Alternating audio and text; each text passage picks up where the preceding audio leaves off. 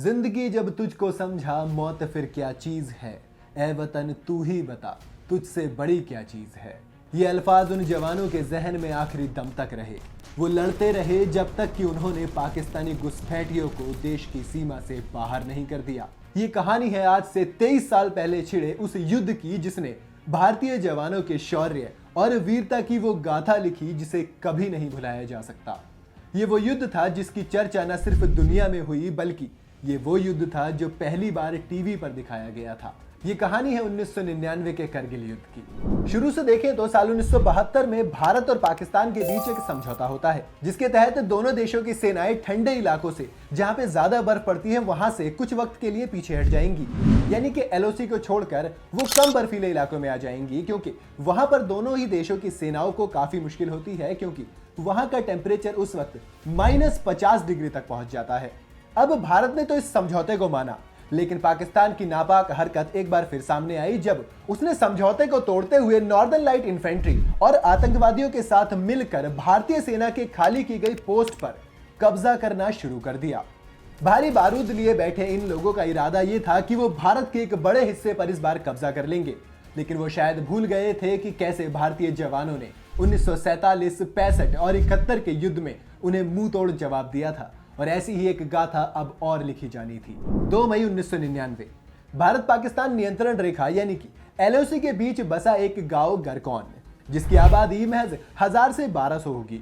उस गांव के एक चरवाहे ने पाकिस्तानी सेना की खबर भारतीय मिलिट्री को दी, जिसके बाद कैप्टन सौरभ कालिया के नेतृत्व में 5 लोगों की एक पेट्रोलिंग टीम वहां पर जाती है, लेकिन 4 से 5 दिन बीत जाने के बाद भी उनकी कोई खबर नहीं मिलती है।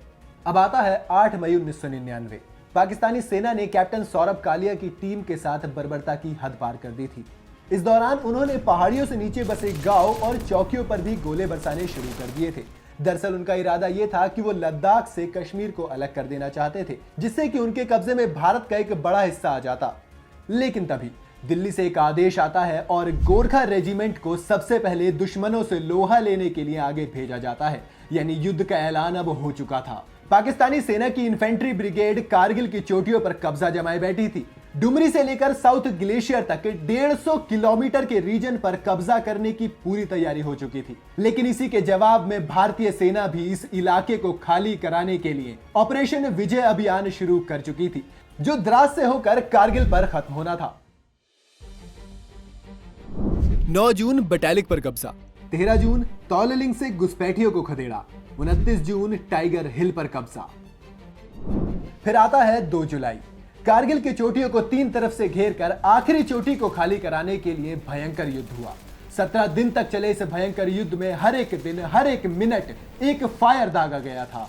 2.5 लाख गोले, 5000 बम, 300 से ज्यादा मोर्टार और MiG-27 का आक्रमण। एक तरफ जमीन से बोफोर्स गरज रही थी तो दूसरी तरफ पठानकोट से उड़ान भरकर हवा से MiG-27 पाकिस्तानी घुसपैठियों पर गोले दाग रहा था। इसी के साथ सेना ने MiG-29 को भी फॉरवर्ड पोजीशन पर तैनात कर रखा था।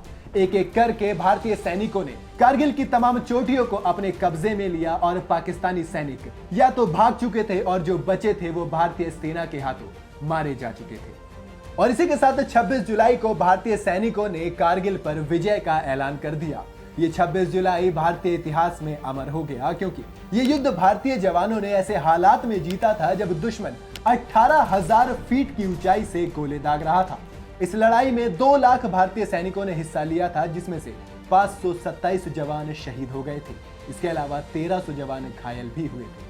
लेकिन इससे कहीं ज्यादा नुकसान पाकिस्तानी सैनिकों को हुआ था, यहां तक कि उनकी सरकार ने तो अपने सैनिकों की लाशों तक को लेने से इनकार कर दिया था, जिसे भारतीय सैनिकों ने उन्हीं करगिल की चोटियों में दफन किया जिन पर कब्जा करने के ख्वाब से वो सैनिक यहां पर आए थे। और इसके बाद उन्हीं वादियों में गूंजा था वंदे मातरम।